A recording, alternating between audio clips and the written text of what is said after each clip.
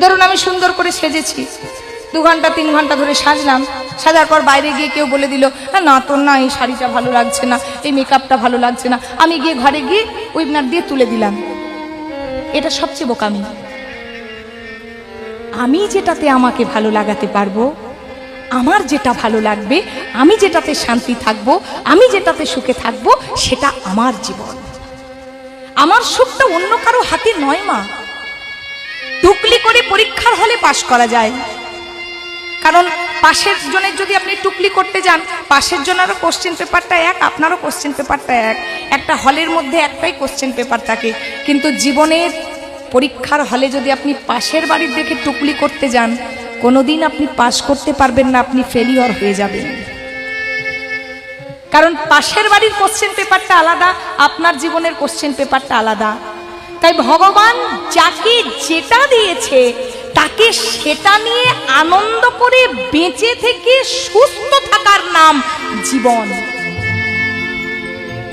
আপনি বাজার থেকে অনেক ধরনের জিনিস কিনে আনতে পারবেন।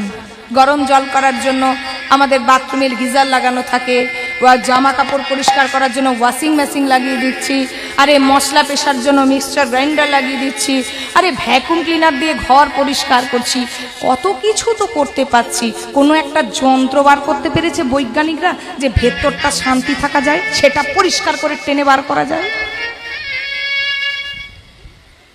বার করতে পারেনি।